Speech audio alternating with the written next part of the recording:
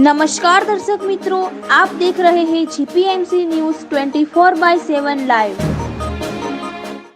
અંબાજીમાં વૈકલ્પિક વ્યવસ્થાના નામે અસરગ્રસ્તો સાથે તંત્રએ માત્ર મજાક કરી। તંત્ર દ્વારા ઠાકોર ભુવનમાં વ્યવસ્થા કરવાની વાત અસરગ્રસ્તો પહોંચ્યા ઠાકોર ભુવન।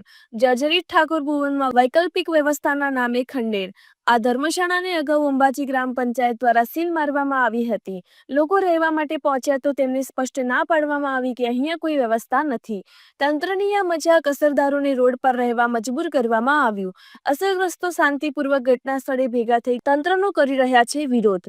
GPMC news 24/7 live. हमने जावा दे तो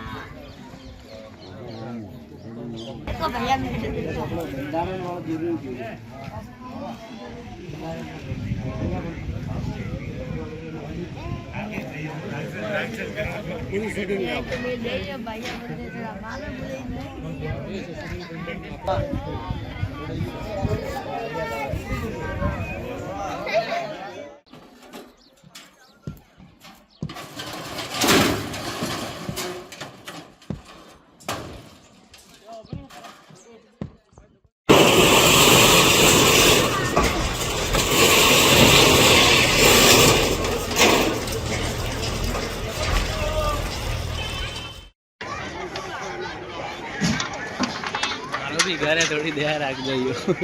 मारो भी घर है।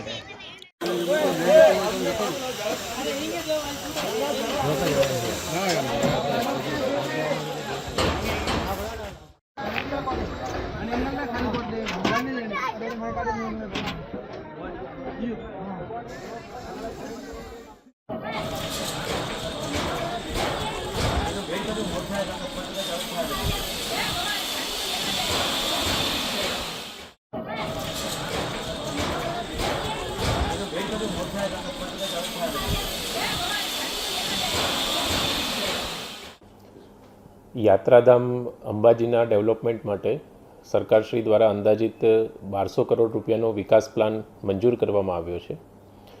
તેના ભાગરૂપે જે કોરિડોર ડેવલપમેન્ટ કરવાનું છે તેમાં સરકારી જમીન પર આવતા દબાણો દૂર કરવાની કાર્યવાહી પૂર્ણ કરવામાં આવી છે। વહીવટી તંત્ર દ્વારા હાલમાં ટેમ્પરરી રહેવા માટે વૈકલ્પિક વ્યવસ્થાની પણ વ્યવસ્થા કરવામાં આવી છે તથા આગામી સમયમાં જેટલા પણ લોકોને ડિસ્પ્લેસમેન્ટ કરવામાં આવ્યું છે તેમનો સર્વે કરી અને પ્રધાનમંત્રી આવાસ યોજના હેઠળ તમામ લાયકાત ધરાવતા કુટુંબોને આવાસ આપવાની પ્રક્રિયા પણ પ્રગતિમાં છે। મારું નામ રાઠોડ અંજનાબેન ભલાભાઈ છે। મારા મમ્મી પપ્પા સફાઈ કર્મચારી ગરીબ વર્ગમાંથી ધરાવે છે। 50-60 વર્ષથી અમારું અહીંયા રહેઠાણ છે, તો પણ કહે છે કે આ દબાણ ગેરકાયદેસર મકાન છે। સફાઈ કર્મચારી કરીને મા બાપની મહેનત મજૂરી કરીને આજે જ્યારે ઘર બાંધકામ બાંધ્યા ત્યારે એકદમ આવીને તોડી નાખે અને રોડ ઉપર લાવી દે। માતાજીના વિકાસ માટે અમને લોકોને તો ના નથી જ, પણ સાથે સાથે અમારો પણ એ લોકો વિકાસ કરે, અમને વ્યવસ્થા આપે। પણ એવી કોઈ પણ ખાલી દરજ્જો આપવામાં આવે છે કે તમારી ઠાકોર ભવનમાં વ્યવસ્થા કરેલ છે। અમે જઈએ છીએ ત્યારે અમને એમ કહેવામાં આવે છે કે એટલા વર્ષો સુધી આ લોકો ઠાકોર ભવનમાં સીલ મારેલ છે, ત્યાંથી અમને ધક્કામુક્કી કરીને કાઢી મૂકે છે। તો સાહેબ અમારે આ પરિસ્થિતિમાં જવું તો ક્યાં જવું? અમારે પણ નાના છોકરા છે, રોડ ઉપર અમે કઈ રીતે અમે એમને જીવન આપીએ?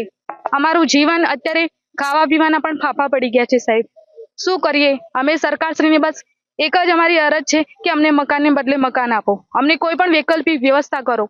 અમે ઠાકોર ભવન ગયા તો ત્યાં કોઈ અધિકારી તમને મળ્યા ખરા? કોઈ પણ અધિકારી અમને કોઈ મળ્યા નથી, ત્યાં બંધ જ હતું ને અમને ત્યાંથી ધક્કામુક્કી કરીને કાઢી મૂકવામાં આવે છે। કહે છે કે કોઈ પણ અહીંયા એવો ઉકેલ આપ્યો નથી કે તમારી વ્યવસ્થા અહીંયા છે। અહીંયા અમે આ ઠાકોર ભવનમાં આવ્યા છીએ 8 નંબરમાં। આ લોકો અહીંયા કોઈ રૂમનો લોક મારેલા છે, કોઈ અહીંયા ઠકાણાની કોઈ માણસ અધિકારી માણસ નથી। અહીંયા હજી આતો બધું તૂટી ગયેલું છે, કમાવા કોઈ જ નથી અહીંયા તૂટી, કોઈ માણસ યાદ નથી। તો અમે લોકો શું કરીએ? લાઇટની વ્યવસ્થા નથી। આ લોકો કહે છે બધી વ્યવસ્થા કરી આપી છે, સરકારી અધિકારી બધા કહે છે વ્યવસ્થા કરી આપે, અમે લોકો અહીંયા આવ્યા પણ કોઈ લેવા દેવા જ નથી, માણસ બી કોઈ નથી, તો શું કરીએ અમે એકલા રહી, કોઈ માણસ નથી અમારે એક કોઈ આવ્યું અધિકારી મળ્યું નથી, બધું ખાલી કામ છે, કોઈ માણસ બી નથી અહીંયા, કોઈ ચોકીદાર બી માણસ કોઈ નથી, તો અમે શું કરીએ અહીં એકલા કેવી રહી શકીએ, રાતના કોઈ 2-3 પરિવાર અમે આવ્યા પણ લોક મારેલા બધા રૂમ, શું કરીએ અમે લોકો? જિલ્લા કલેક્ટર દ્વારા કહેવામાં આવ્યું છે કે ઠાકર ભવનમાં સારી વ્યવસ્થા કરવામાં આવી છે, તમને શું લાગે છે? અહીંયા કોઈ વ્યવસ્થા નથી, કલેક્ટર સાહેબ કહે છે સાચી વાત, પણ અહીંયા કોઈ હે બી નહીં, માણસ બી નથી, શું કરીએ અમે લોકો અહીંયા આવીને? કોઈ વ્યવસ્થા જ નથી, પાણી નથી, પીવાની પાણી વ્યવસ્થા નથી, શું કરીએ? અમારા નાના છોકરાઓ બધા કયો લઈને જઈએ, શું કરીએ? તો થોડી વ્યવસ્થા કરો, સાચું બોલો, જે બી તમે સાચું બોલો, કરીને બતાવો, જે કરવું તમે કરીને બતાવો કે અમે અહીંયા આવ્યા છીએ, તો કોઈ માણસ તો બતાવો, તમે તમારા અધિકારી કોઈ લાવો અહીંયા, શું કરીએ? અમારા ફેમિલી અમે લોકો અહીંયા આવી બી કાલે આવી રહેવા, પણ આ બિલ્ડિંગ ને બધા થળિયા દેખાશે, ઉપરથી બારી બનાર નથી તૂટેલા, બધું એવું છે, તો અમે લોકો લેવા આવીએ તો કદાચ ના બની જાય એ બિલ્ડિંગ થી કોઈ પડી જાય, ઉપરથી મારો પડી જાય, છોકરા ઊંઘેલા હોય ને પડી જાય, તંત્ર જવાબદાર લેતું હોય તો અમે લોકો અહીંયા આવીએ, કાલે આવીએ બધા, સરકાર આ તંત્ર આ અમારી જવાબદાર લેતું હોય તો અમે કાલે આવીએ અહીંયા. હવે ઘર 89 તોડ્યા છે અને અહીંયા કેટલા રૂમની વ્યવસ્થા છે? અહીંયા તો રૂમ બધા લોક મારેલા છે, ક્યાં રહેવાનું? 89 લોકોનો પરિવારની સમા બી નથી, 10 પરિવાર બી સમા, આટલી જગ્યા બી નથી અહીંયા, 89 લોકો કેવી રીતે આવશે અહીંયા? 89 લોકોનો ઘરનો ફેમિલી કેટલી વિશાળ જગ્યા જોઈએ, અમારે ગાયો ભેંસો બી કે લઈ જઈએ અહીંયા, એ વ્યવસ્થા જોઈએ મારા માટે, છોકરા નાના છે અમારા, લાઇટ નથી, બાથરૂમ નથી, બાથરૂમની વ્યવસ્થા નથી, બાથરૂમની સફાઈ નથી, બધા લોક મારેલા છે, તો અમે લોકો શું